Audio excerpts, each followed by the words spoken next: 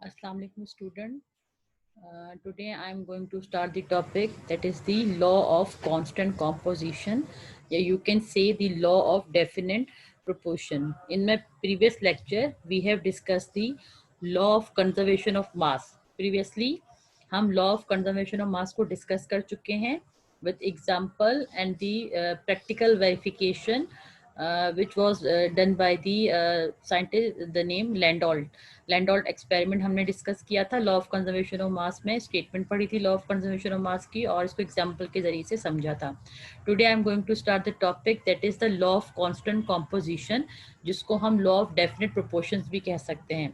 तो आज का हमारा टॉपिक होगा लॉ ऑफ कांस्टेंट कॉम्पोजिशन और हमारे पास इसके अलावा दो लॉज और हैं that is the law of multiple proportion and the law of reciprocal proportion. So one by one we will discuss all these laws.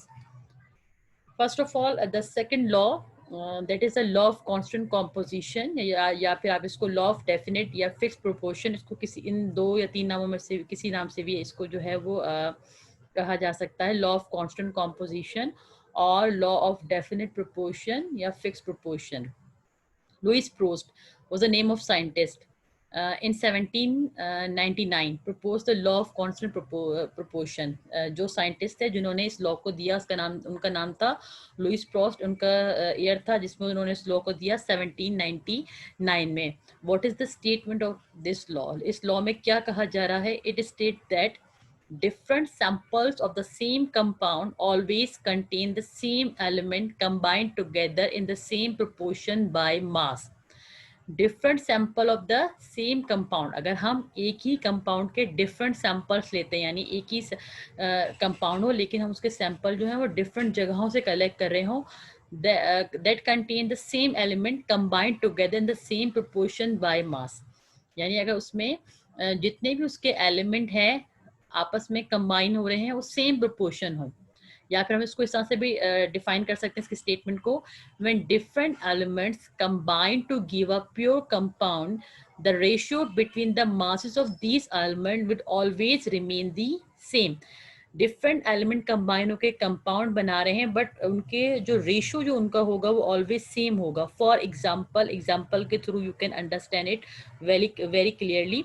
Example, every sample of pure water tuff prepared in the laboratory or obtained from the rain, river, water pump contain the 1 part of hydrogen, 8 part of oxygen. कह रहे हैं कि हमें water किसी भी source से मिले चाहे हम वो लेबोरेटरी में प्रिपेयर कर रहे हो चाहे वो रेन वाटर हो चाहे वो रिवर हो चाहे वो वाटर पंप हो always contain 1 part of hydrogen and 8 part of oxygen. क्या कह रहे हैं इसमें? यानी 2 मॉलिक्यूल ही हाइड्रोजन के होंगे और 1 मॉलिक्यूल ऑक्सीजन. यानी कहने का मकसद ये है कि अगर हम पानी लेबोरेटरी में प्रिपेयर कर रहे हैं फॉर एग्जांपल वाटर हमें रेन वाटर मिल रहा है हमें रिवर वाटर मिल रहा है या वाटर पंप से तो उसका फॉर्मूला H2O ही होगा. ऐसा नहीं है कि जो हम लैब में वाटर यूज़ कर रहे हैं उसका फॉर्मूला कुछ और हो और जो हम घर में वाटर यूज़ कर रहे हैं उसका फॉर्मूला कुछ और. ऐसा नहीं है.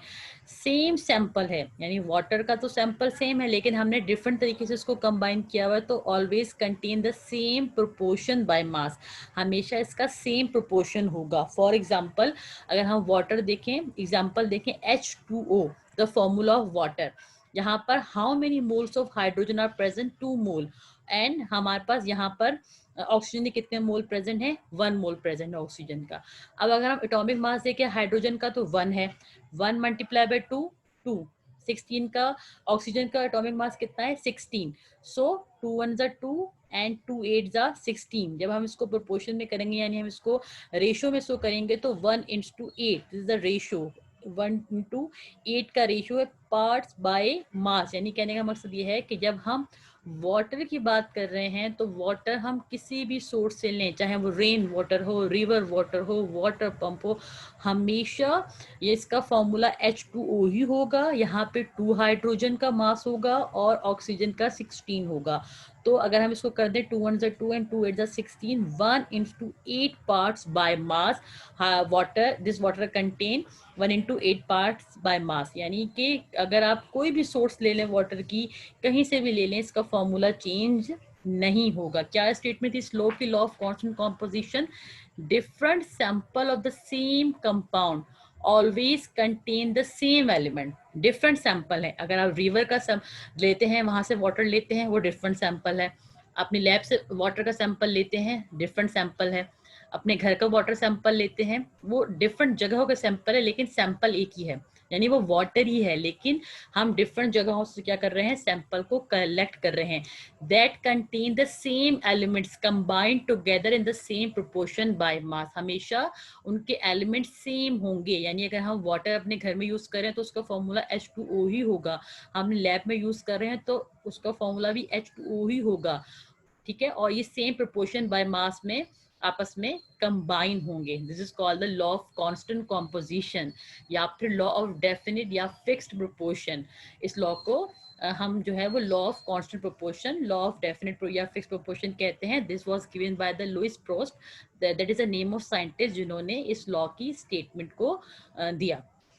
अब यहाँ पर अगर हम देखें तो लॉ ऑफ कांस्टेंट कॉम्पोजिशन या law of definite fixed proportion, one of the earliest illustration of the law of definite proportion is found in the work of Swedish chemist J Berzelius. अब इन्होंने बहुत ही जब शुरू में ही जैसे ये लॉ जो है वो इस्टेब्लिश हुआ था या दिया था साइंटिस्ट ने, तो जे बिर्जीलियस द नेम ऑफ साइंटिस्ट, उन्होंने क्या किया था, उसको एक एग्जाम्पल के थ्रू जो है वो एक्सप्लेन करने की या जो है वो कोशिश की थी, प्रूफ करने की कोशिश की थी। उनका जो ईयर था वो था 1779 से 1848 के विद इन दिस ईयर उन्होंने जो है वो इसको कोशिश की थी कि इसके ऊपर बात करें, उसको एग्जाम्पल के जरिए से समझाए। J Berzelius is the name of scientist. उन्होंने क्या किया, Berzelius heated 10 gram of lead, Pb is the symbol of lead, ये जो हमने लिखा हुआ है लेड, इसका सिंबल है PB, with the various amount of sulphur. और सल्फर को हम किससे डोनेट करते हैं, कैपिटल एस से। कैपिटल एस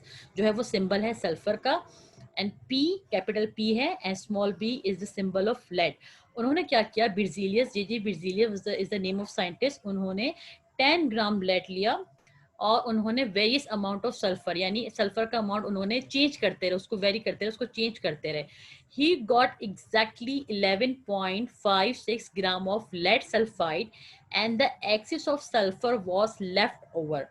जब उन्होंने लेड को और सल्फर को आपस में रिएक्ट किया, 10 ग्राम लेड लिया, 10 ग्राम उन्होंने लेड लिया, जैसे पीबी से हम कह रहे हैं, लेड लिया उन्होंने, और उसको डिफरेंट अमाउंट, यानी फॉर एग्जांपल एक बार उन्होंने किसी और अमाउंट ऑफ सल्फर के साथ, फॉर एग्जांपल एक बार उन्होंने 10 ग्राम के साथ रिएक्ट करवाया, एक बार 10 को 15 से, तो हमेशा उनको exactly 11.56 gram of lead sulphate ही एज अ प्रोडक्ट उनको जो है वो हासिल हुआ। And the excess of sulphur was left over, और एक्सिस जो था वो उसी तरह से रहा। When he used 18 gram of lead with the 1.56 gram of sulfur, he got exactly 11.56 gram of lead sulfate and the 8 gram of lead remain unused।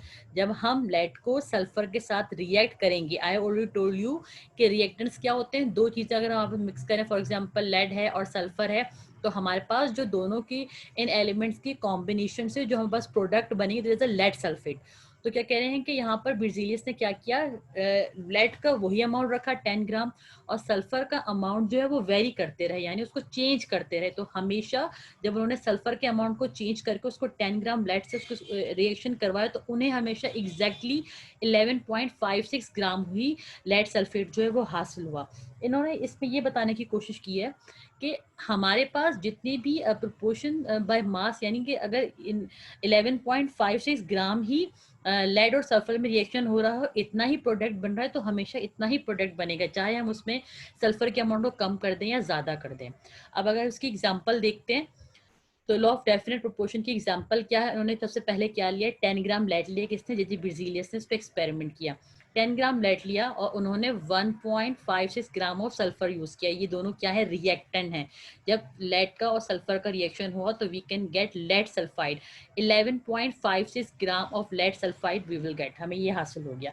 अब फिर उन्होंने यहाँ पे क्या किया, क्योंकि उन्होंने लेड की जो अमाउंट थी वो सेम रखी, सेकंड उन्होंने क्या किया, 10 ग्राम ही लेड लिया और उन्होंने यहाँ पे 3.00 ग्राम ऑफ सल्फर, यानी 3 ग्राम ऑफ सल्फर उन्होंने अगेन यहाँ पे 1.56 ग्राम यूज किया था सल्फर, और यहाँ पे सल्फर क्या मैंने कहा था आपसे कि सल्फर की वो जो है वो चेंज कर देंगे, उसके ग्राम को कम या ज्यादा करते रहेंगे। सेकंड उन्होंने क्या किया, फर्स्ट में उन्होंने 1.56 ग्राम ऑफ सल्फर को यूज करवाया 10 ग्राम लेड के साथ, सेकंड में उन्होंने 10 ग्राम लेड के साथ यूज करवाया 3 ग्राम ऑफ सल्फर, तो उन्हें एग्जैक्टली वही अमाउंट मिला। कौन सा amount? 11.56 gram of lead sulphide.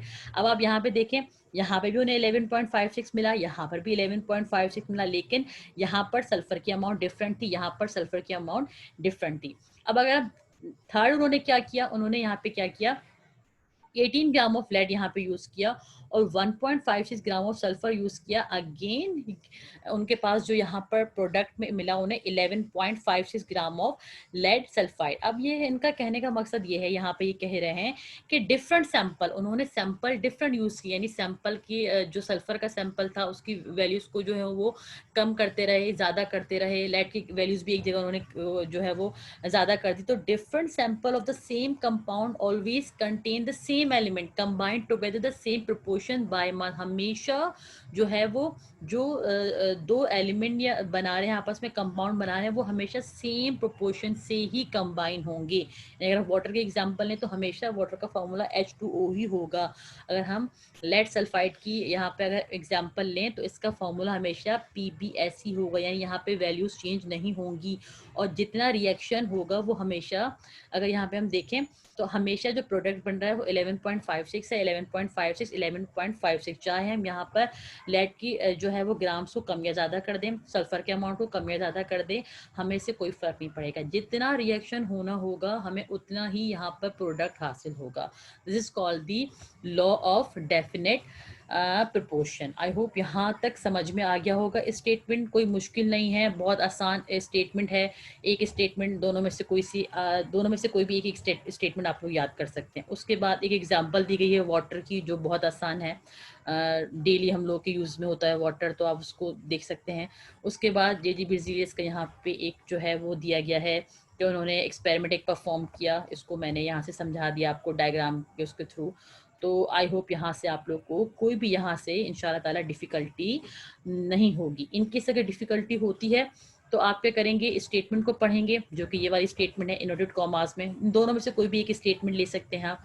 उसके बाद क्या करेंगे, इस एग्जाम्पल को देखेंगे और इसको अच्छे से पढ़ेंगे, तो इंशाल्लाह ताला होपफुली आप लोग को कोई भी इसमें डिफ़िकल्टी नहीं होगी। अब हमारे पास है यहाँ पर लॉ ऑफ मल्टीपल प्रोपोर्शन। इसको भी हम देख लेते हैं कि इसमें क्या हो रहा है। इन 1803 में जॉन डॉल्टन, जो कि नाम है साइंटिस्ट का, he propose the law of multiple proportion. उन्होंने 1803 में लॉ ऑफ मल्टीपल प्रोपोर्शन की स्टेटमेंट को दिया। क्या था? इट स्टेट दैट, क्या स्टेटमेंट है, if two elements combine to form a more than one compound, the masses of one element that combine with the fixed mass of the other element are in the ratio of small whole number या simple multiple ratio। अगर हम दो element को combine करते हैं, for example मैंने आज समझाया था कि दो प्रोडक्ट हैं, दो रिएक्टेंट हैं, अगर वो कंबाइन होकर प्रोडक्ट बना रहे हैं, उनके जो मासेस होंगे, masses of one element that combine with the fixed mass of other element, हमेशा उनका जो रेशियो होगा या तो वो होल नंबर होगा या फिर सिंपल मल्टीपल रेशियो होगा। It's called the statement of law of multiple proportion. What is the statement of law of multiple proportion? If two element combine to form a more than one compound. अगर कोई से भी, for example हम carbon लेते हैं, oxygen लेते हैं, carbon अगर ऑक्सीजन से रिएक्ट कर रहा है CO, that is carbon monoxide, और वही कार्बन अगर दोबारा ऑक्सीजन से रिएक्ट करता है CO2, that is the carbon dioxide, तो यहाँ पे क्या होगा, जब उनका हम रेशो लेंगे तो वो क्या होगा, सिंपल होल नंबर होगा। अब इसको आप इस एग्जाम्पल से समझ सकते हैं। Example number 1, carbon form two stable compound with oxygen. Carbon oxygen के साथ दो स्टेबल कंपाउंड्स फॉर्म कर रहा है। कौन कौन से? Carbon monoxide, what is the formula of carbon monoxide? CO। Carbon dioxide, second compound जो is a carbon dioxide, what is the formula of carbon dioxide? CO2। अब यहाँ पर इस चार्ट को गौर से देखेंगे। सबसे पहले यहाँ पास कौन से दो कंपाउंड बन रहे हैं? कार्बन मोनोऑक्साइड, फॉर्मूला है CO। Second is the carbon dioxide, formula is CO2। masses of carbon, you know very well, atomic mass of carbon is 12। यहाँ पर भी atomic mass of carbon is 12। mass of oxygen, how many moles of oxygen are present here? यहाँ पे एक ही मोल है oxygen का और oxygen का एटॉमिक मास है 16। तो यहाँ पे कार्बन मोनोऑक्साइड में ऑक्सीजन का जो मास हुआ वो कितना हुआ? 16। अगर हम कार्बन डाइऑक्साइड की बात करें, how many moles of oxygen are present? 2 moles. Atomic mass of oxygen is 16। 16 को जब हम 2 से मल्टीप्लाई करेंगे इट विल बी 32। तो जब हम इन दोनों का रेशियो क्यों फाइंड आउट करें, क्योंकि यहाँ पे हमारे पास दो ही एलिमेंट है, कार्बन ऑक्सीजन, कार्बन ऑक्सीजन।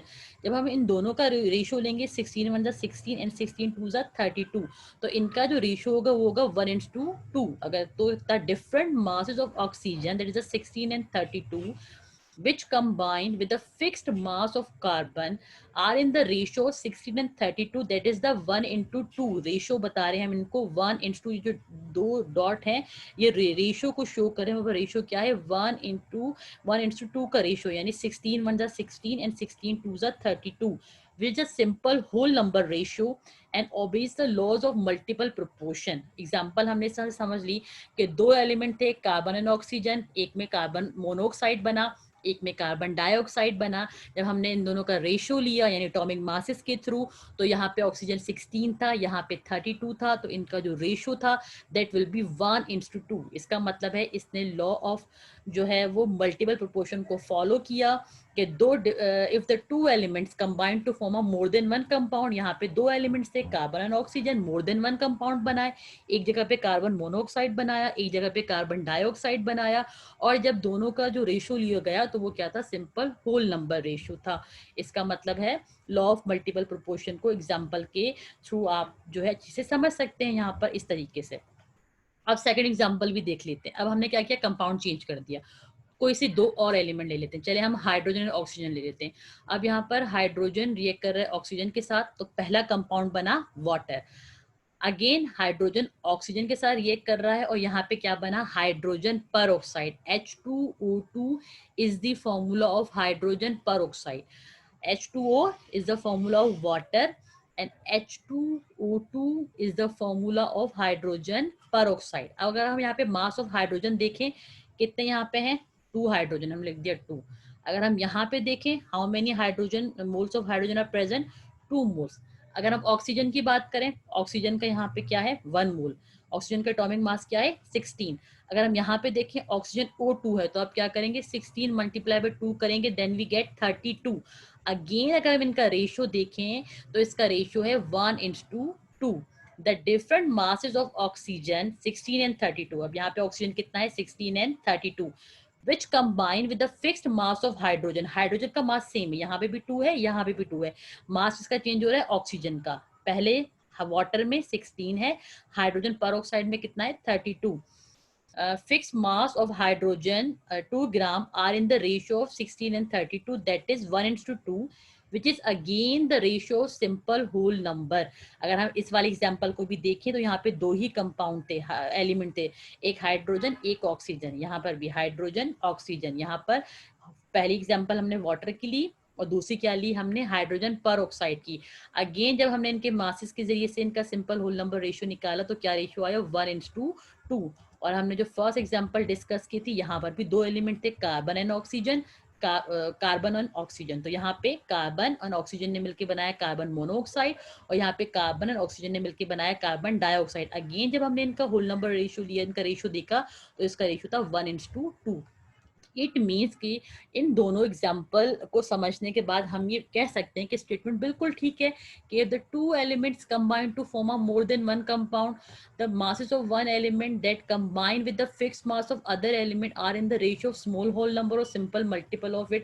अगर हम यहाँ पे देखें दो एलिमेंट हैं, दोनों के यहाँ पे कार्बन तो सेम है लेकिन ऑक्सीजन के मासेस चेंज हो रहे हैं। जब हमने इनका रेशियो फाइंड आउट किया तो इट इज द 1:2। तो इस दोनों एग्जांपल के through you can easily understand the law of multiple proportion. आज के लेक्चर में हमने जो है वो दो चीजें हमने डिस्कस, सबसे पहले हमने डिस्कस किया लॉ ऑफ कांस्टेंट कॉम्पोजिशन, जिसको हम लॉ ऑफ डेफिनेट प्रोपोर्शन या फिक्स प्रोपोर्शन भी कह सकते हैं विद एग्जांपल। उसके बाद हमने ये जे बेrzelius की एग्जांपल के थ्रू उसको डिस्कस किया। उसके बाद जो है हमने इसको यहाँ पे मैंने एक डायग्राम के थ्रू आपको इसको पूरा जो है वो समझाया। अब थर्ड लॉ था लॉ ऑफ मल्टीपल प्रोपोर्शन, इसकी स्टेटमेंट को हमने डिस्कस किया और इसके साथ जो है हमने इसके एक एग्जांपल कार्बन मोनोऑक्साइड की कार्बन डाइऑक्साइड के साथ, इन दोनों के मासेस के साथ हमने इसका रेशियो फाइंड आउट किया। एक एग्जांपल हमने ये सीखी। दूसरी एग्जांपल हमने दो एलिमेंट हाइड्रोजन और ऑक्सीजन को लेते हुए, यहाँ पर भी हाइड्रोजन ऑक्सीजन है और यहाँ पर भी हाइड्रोजन और ऑक्सीजन, और हमने यहाँ पर भी इनका जो है वो रेशियो फाइंड आउट किया। तो सेकेंड एग्जाम्पल हुई ये। आज के लेक्चर में आप लोगों ने क्या करना है, दोनों जो हमने लॉज डिस्कस किए हैं, यानी तीन बल्कि हमारे हो गए। फर्स्ट हमने law of conservation of mass discuss किया, फिर हमने लॉ ऑफ कांस्टेंट कॉम्पोजिशन या डेफिनेट प्रोपोर्शन डिस्कस किया, फिर हमने law of multiple proportion discuss किया। अब आप लोग का होमवर्क ये है बेटा, आपने इन तीनों जो लॉज, इनकी स्टेटमेंट, स्टेटमेंट का मतलब होता है लाइक जिसके जो इन्वर्टेड कॉमास में लिखा हुआ है, इस कॉल्ड द स्टेटमेंट, कि क्या कहा जा रहा है इस लॉ में। इस लॉ के स्टेटमेंट्स को आपने याद करना है, और याद करने के बाद जो है वो इसको जो है वो लॉ की स्टेटमेंट को याद करना है। चाहे तो एग्जांपल ना याद करें, लेकिन समझ में आनी चाहिए, यानी आपको कॉन्सेप्ट क्लियर होना चाहिए कि लॉ में क्या बात कही जा रही है। Law of conservation of mass की स्टेटमेंट को याद करें, लॉ ऑफ कांस्टेंट कॉम्पोजिशन या लॉ ऑफ डेफिनेट प्रोपोर्शन, दोनों एक ही चीज़ें, इसकी स्टेटमेंट को याद करें। उसके बाद लॉ ऑफ मल्टीपल प्रोपोर्शन, तीन लॉज को हम समझ चुके हैं, इनकी स्टेटमेंट्स को अच्छे से याद कर लो, एग्जाम्पल्स को समझ लें। तो आई होप आप लोगों को यहाँ तक कोई भी डिफिकल्टी नहीं होगी। इन केस अगर आपको कोई डिफिकल्टी होती तो लेक्चर को दोबारा सुन लें, तो डेफिनेटली आप लोगों को कोई डिफिकल्टी इंशाल्लाह ताला नहीं होगी। एंड स्टार्ट लर्निंग, लर्निंग जो है वो उसको स्टार्ट कर दें। लास्ट हमारा ये चैप्टर है और इसके बाद इंशाल्लाह ताला आप लोग के फर्स्ट टर्म है, तो लर्निंग स्टार्ट कर दें। ये ना कहें कि हम बाद में याद कर लेंगे या नहीं। मेंटेन योर रजिस्टर्स, जो क्लास में आप लोग कॉपी बनाते हैं इस तरह से रजिस्टर्स मेंटेन करें। स्कूल में आइए, नोट्स लेके जाइए, उसको पूरा कॉपी कीजिए। असाइनमेंट जो आप लोगों ने बनाने हैं वो याद करके बनाने हैं, कॉपी डायरेक्ट देख के नहीं बनाने, फिर क्या फ़ायदा हुआ असाइनमेंट्स बनाने का। तो असाइनमेंट जो आप लोग बनाएंगे उसको याद करके खुद से सॉल्व करेंगे और उसको जो है वो स्कूल में आके सबमिट करवाएंगे एवरी वेडनेसडे। आई होप आप लोग को कोई डिफ़िकल्टी नहीं होगी। इन केस अगर कोई डिफ़िकल्टी होती है तो आप स्कूल आ सकते हैं एवरी वेडनेसडे और जो है वो हमसे पूछ सकते हैं। Thank you so much.